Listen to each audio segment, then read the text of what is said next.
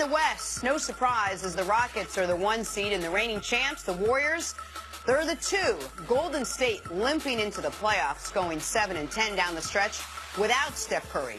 Their matchup in the first round, the 7-seed Spurs, without Kawhi Leonard. All right, CC, let's kick the conversation off here. What do you think? Can the Spurs challenge the Warriors, given what we've seen of the Warriors down this last stretch here? Yeah, if it's the same Warriors team we've seen the last 15 games, they would challenge. But I don't think that this will be the same team. I think that the one thing that you will see is they will be drastically better defensively. Like, if last night, if you're a fan of the NBA, you should have watched the Denver play against Minnesota. If you want to get a snapshot of what's getting ready to happen this weekend, that's the kind of basketball you're getting ready to see. It's almost like a throwback to the 1990s, early 2000s as far as the physicality.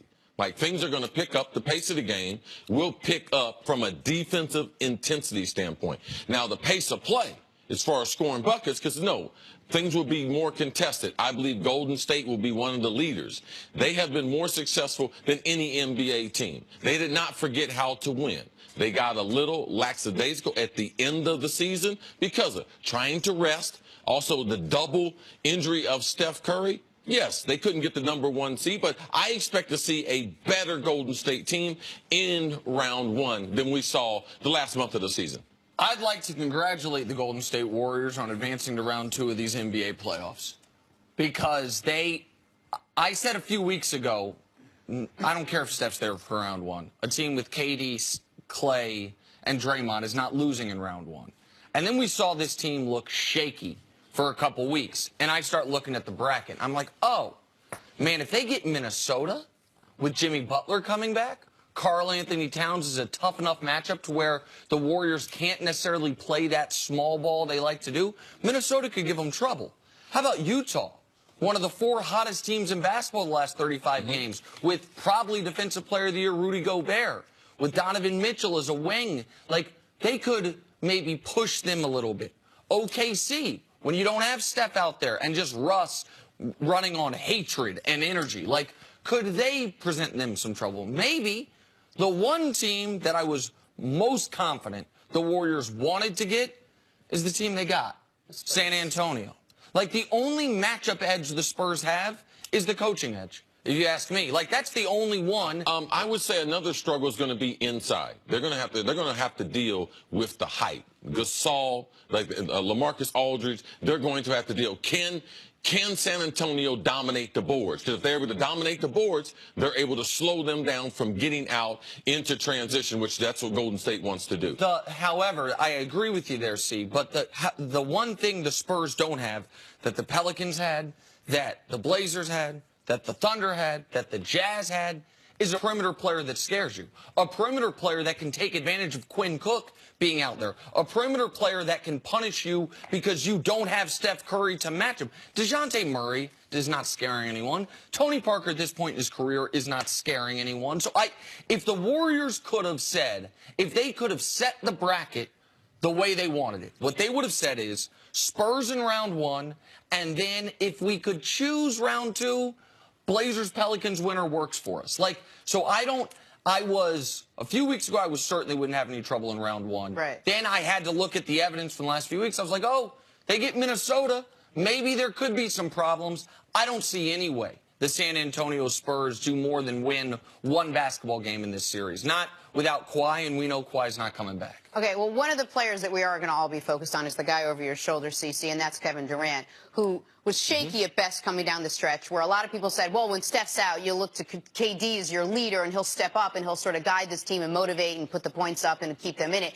He hasn't done that. How much now does KD have to prove heading into this first round against the Spurs? Well, you're in the playoffs now. You're talking about this is where legacies are made, not in the last 12 games. To think Kevin Durant didn't, or he played bad down the stretch, it wasn't that he played bad. It's just he wasn't the type of leader that people wanted. People thought the offense was going to run through him. But you can't change the system in Golden State. That's not his fault. Kevin Durant is the second best player in the world. That's what you'll see in the playoffs. You're talking about matchups? Who do they have going to be able to take him out of this game? Right. No one. All right, he is one of the most prolific scorers that we have ever seen. You talk about Kevin Durant, what did he say about LeBron? LeBron likes to work on his body. I like working on my shot. Kevin Durant, him and James Harden will probably be the most offensively in the first round of the playoffs. Those are the guys that present the most matchups against you. Like, I guarantee you, Kevin Durant will take the initiative to the offense. He knows what's at stake. So, and Kawhi not being there, like, they don't have the answer for KD. I expect KD to be, until Steph comes back, to take on, because you've had time to look at it, you've had time to think about it, and you're playing for everything. You can get eliminated. So I don't believe that's going to be a problem. And I believe that Steve Kerr will come up with an offensive system that will get KD involved, and they will try to get in transition. That starts in the postseason? He'll just come up? Why hasn't he come up with it in the last couple weeks? I think that in the postseason, you are going to scheme series by series. So you're going to have, I don't want to say a totally different system, but a different outlook against the Spurs in round one. You have different goals. Right, and different ways to attack, because you're playing the same team every other day, essentially, for 2 weeks. So that's and all they've told us all year is it's the playoffs. We can't. And the switch is flipped for game one. It just flips. It's going like to that? have to for them. Jenna, they have dominated pro basketball. Outside of Draymond Green getting suspended a couple years ago, they would be going for number 4. Okay? Not number 1, not number 2. I know. I'm just telling you what I see and what I've seen in the last couple weeks without their guy in the lineup. Listen, I could have bought into it with maybe a different matchup. With Minnesota, by the way, I talked about the bracket breaking well for Golden State. Houston's going to have to go through their toughest possible matchups. They're going to have to go through Minnesota, which is as good of an 8 seed because they're not a real 8 seed. They're an 8 seed because the best player on their team missed a month and a half, and then either OKC or Utah. But to answer your question about Durant, listen, this would be total disaster if Golden State does not get out of the first round, not only for the team, but particularly for him. It will, I don't want to say it would erase what he gained with that finals MVP, but it would make people look at him in a different light. I don't think that's possible for them. Like, I don't think that's going to happen. Barring significant injury. Yes, of course. Yeah. Thank you for saying that. I appreciate that. Barring KD all of a sudden having to miss 3 games because it gets cracked ribs again, or Draymond something happening to him, or Clay something happening to him. Assuming they are as healthy in playoffs as they are as we sit here this moment, I don't think the Spurs can beat them. And if they did beat them, then all of a sudden Kevin Durant's going to face a whirlwind the likes of which he never had. Yes, we have seen also teams struggle coming down the stretch. With the NBA season, number one, the NBA season is too long, all right? So what Golden State did, we've never seen a team like them, but we have seen teams that have been successful that they didn't care about the games in April, at the end of March, because they didn't really matter that much because they have such winning pedigrees, and they're so much more talented than the other teams that they can turn it on. So it's not foreign to us that Golden State would turn it on. Cleveland has done this. We have seen other teams do this, so we expect Golden State to do that also. What I will say, Jenna, is I'll tell you what Greg Popovich, I would imagine, is telling his team.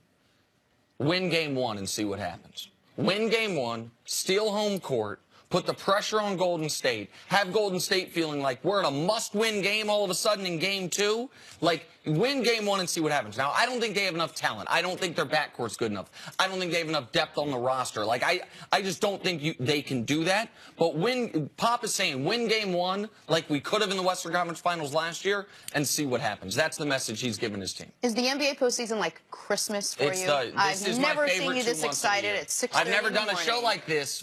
I'm so excited. I see it. It's bubbling over. So CC, we're just going to have to keep him. Oh, well, this is C's time, too. I'm so excited. I know, but...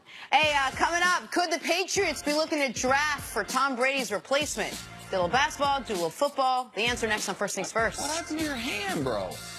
You punched a guy in the game last night? No, I got a job to go to.